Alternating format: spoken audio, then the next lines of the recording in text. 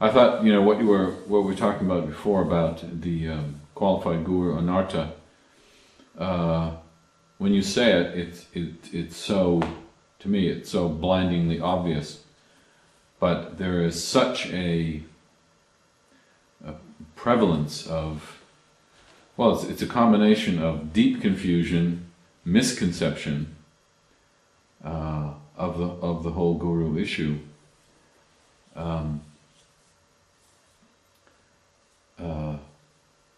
The scientific approach to understanding who's actually a qualified guru is it's really not even discussed anymore by any of the groups, Ritviks, Neo-Gaudiyas. Not in their interest to discuss it. Yeah.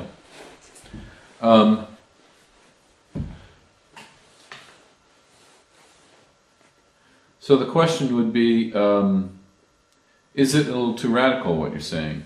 Because after all, if qualified gurus are such a rarity, how's the whole thing supposed to go on? These are the kind of questions you get. That's actually a very excellent question, for the reason that that's the one they gravitate to, that question right there. You also brought up the word radical. Radical is a word we all know, but we have different conceptions of it. Radical comes from a Latin word radix, R-A-D-I-X, which means root. Mostly we think in terms of a radical is a bomb thrower, extremist. Well, during the 60s there were some radicals like that, but radical isn't limited to that. Radical means to get to the root.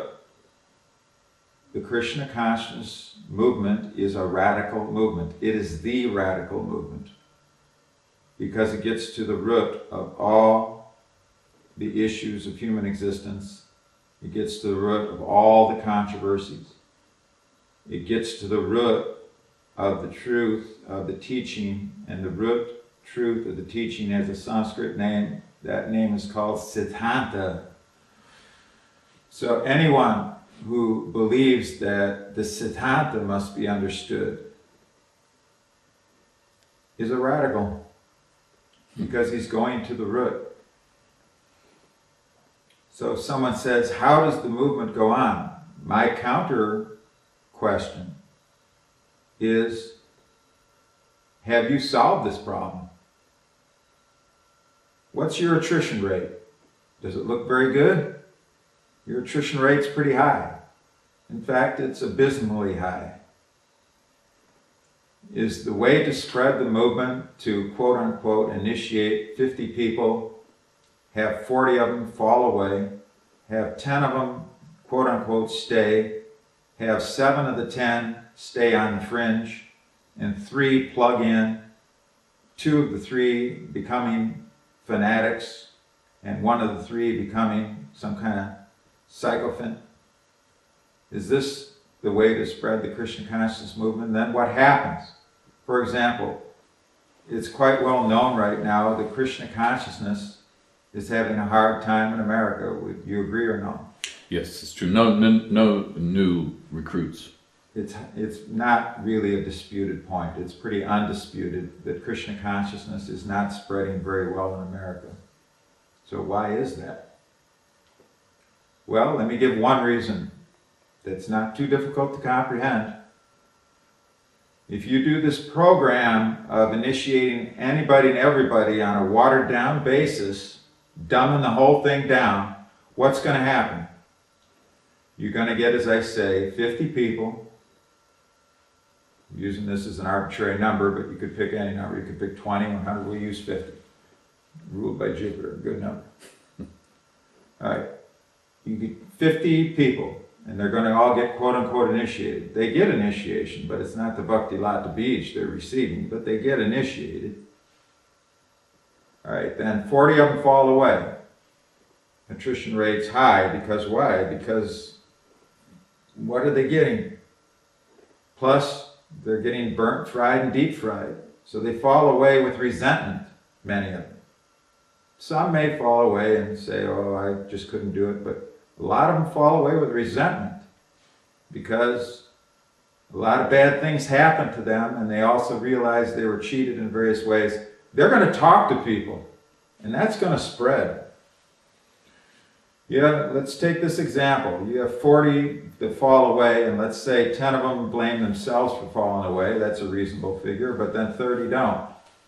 And those 30 are going to talk to people, and they're going to say, you know, I was brought in on false pretenses, or whatever. This happened to me, that happened to me. And they're going to say very bad things to at least 5 people. And those 5 people are going to say it to at least 1 or 2. And that's going to spread. Not just from the 50, but that's happening all over. And that spread is going to interact.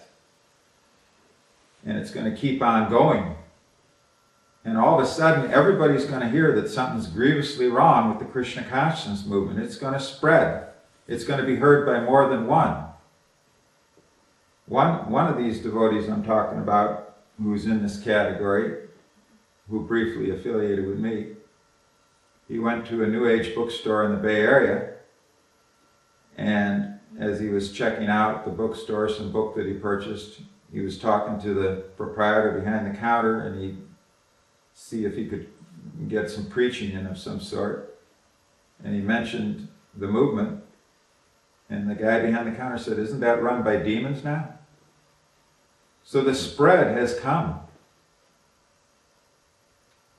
So radical means to get to the root, not to be a bomb-throwing extremist.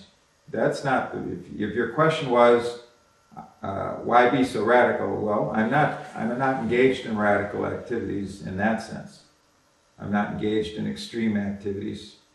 I'm not engaged in extreme destructive activities. I'm not engaged in illegal activities. But radical means I am engaged in root, understanding the root of all the controversies, understanding the root of the facts, understanding the root of the historical accuracy, understanding the root of the siddhanta. And it's these things that must be understood. For not just the prayas,